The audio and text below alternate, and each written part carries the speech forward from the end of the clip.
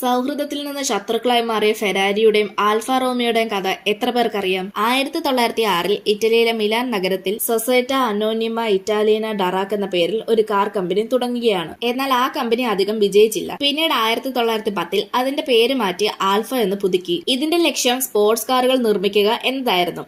അതിനുശേഷം 1915 Nikola Romeo എന്ന engineer ആ കമ്പനി ഏറ്റെടുത്തു. അതിനുശേഷമാണ് ആൽഫ റോമിയോ എന്ന പേരായി മാറിയത്. പിന്നീട് 1920കളിൽ ആൽഫ റോമിയോ വലിയ വിജയങ്ങൾ കായികയോട്ടങ്ങളിലൂടെ സ്വന്തമാക്കി. പക്ഷേ യഥാർത്ഥ വിജയം ഉണ്ടായത് എൻസോ ഫെരാരി ആൽഫ റോമിയോയിലേക്ക് ജോലിക്ക് ചേർന്നതിന് ശേഷമാണ്. പിന്നീട് 1929 എൻസോ ഫെരാരി തന്റെ സ്വന്തം ടീമായ സ്ക്യുഡേരിയ ഫെരാരി ആരംഭിച്ചു. ആ കാലഘട്ടങ്ങളിൽ ആൽഫ റോമിയോയുടെ കാറുകളാണ് ഫെരാരി മത്സരങ്ങൾക്കായി ഉപയോഗിച്ചത്. അത്രത്തോളം ദൃഢമായ ഒരു സൗഹൃദ ബന്ധം അവർക്കിടയിൽ ഉണ്ടായിരുന്നു. പിന്നീട് 1930കളിൽ എൻസോ ഫെരാരി പല മത്സരങ്ങളിലും വിജയങ്ങൾ കൊണ്ടുപോയി. അത് ആൽഫ റോമിയോയുടെ പേരും ഉയർത്തി. പക്ഷെ എൻസോയുടെ മനസ്സിൽ ഒരിക്കലും മറ്റൊരാളുടെ കമ്പനിയുടെ കീഴിൽ ജോലി ചെയ്യണമെന്നുള്ള ആഗ്രഹം ഉണ്ടായിരുന്നില്ല. അതുകൊണ്ട് തന്നെ അദ്ദേഹം സ്വന്തമായ ഒരു കാർ നിർമ്മാണം തുടങ്ങാൻ ആഗ്രഹിച്ചു. എന്നാൽ ആൽഫ റോമിയോ അദ്ദേഹത്തിനെ വിലക്കിയിരുന്നു. ഫെരാരി എന്ന പേരിൽ കാറുകൾ നിർമ്മിക്കരുത് എന്ന് പറഞ്ഞു. അങ്ങനെ 1940 എൻസോ ഫെരാരി തന്റെ ആദ്യത്തെ കാറായ ഓട്ടോ അവിയോ കോസ്ട്രസിയോണി 815 എന്നത് നിർമ്മിച്ചു. പക്ഷേ അത് യുദ്ധകാലമായതിനാൽ വലിയ ശ്രദ്ധ കിട്ടിയില്ല.